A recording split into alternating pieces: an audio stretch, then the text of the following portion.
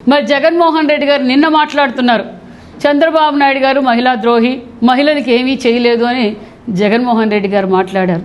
ఇదే జగన్మోహన్ రెడ్డి గారు 5 ఏళ్ళు ముఖ్యమంత్రిగా ఉన్నప్పుడు మహిళల్ని ఏ విధంగా అసభ్యకరంగా మాట్లాడితే, దేవాలయం లాంటి అసెంబ్లీలో మళ్ళీ తల్లి లాంటి తన తల్లితో సమానమైన భువనమ్మ గారిని ఏ విధంగా అసభ్యకరంగా మాట్లాడారో మనం చూసాం.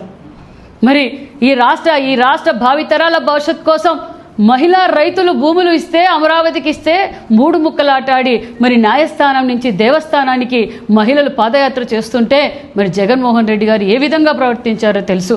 మరి వారింట్లో తల్లిని చెల్లిని ఏ విధంగా ఇబ్బంది పెట్టారో మరి తెలుసు.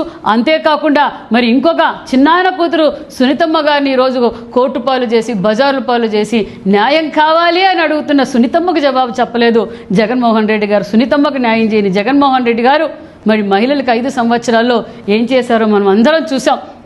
ఈరోజు ప్రశ్నిస్తే మహిళలపైన కూడా కేసులు పెట్టిన జగన్ రెడ్డి గారు ఈరోజు ఈ రాష్ట్రం గురించి, చంద్రబాబు నాయుడు గారి గురించి నీతులు మాట్లాడుతున్నాడంటే దయ్యాలు వేదాలు వల్లించినట్లుంది జగన్మోహన్ రెడ్డి గారికి. హిందువులంటే సరిపోదు, అభివృద్ధి అంటే సరిపోదు, మహిళలంటే సరిపోదు.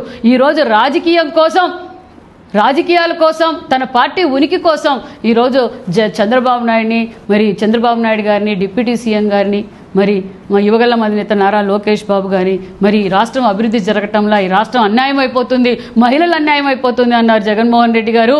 మీరు 5 ఏళ్లుగా ముఖ్యమంత్రిగా ఉన్నప్పుడు ఈ రాష్ట్రంలో మహిళలపైన అరాచకాలన్నీ ఒక బుక్కు తయారు చేసి మేము వెళ్ళి రాష్ట్రపతికి ఇచ్చొచ్చాం. మర్చిపోయారేమో.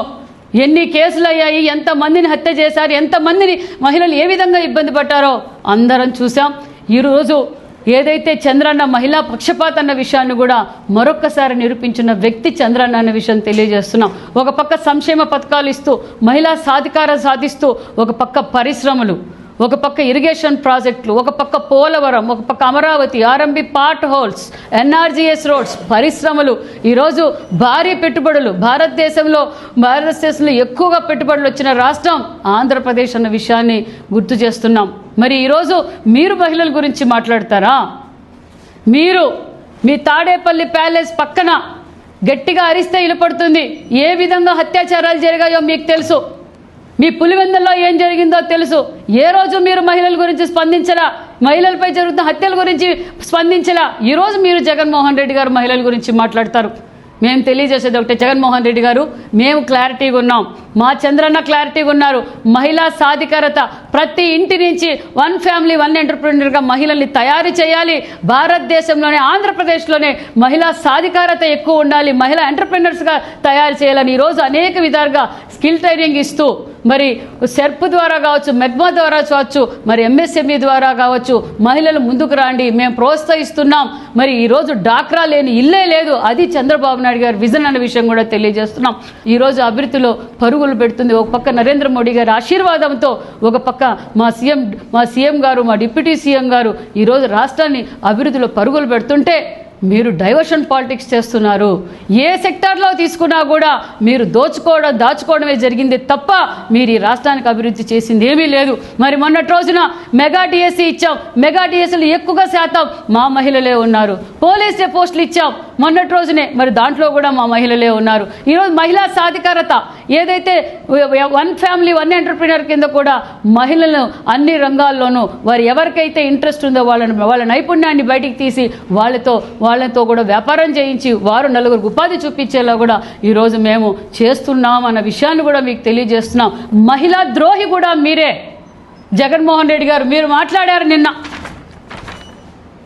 నిన్న మీ సాక్షి ఛానల్, మీ సాక్షి పేపర్లో వచ్చింది.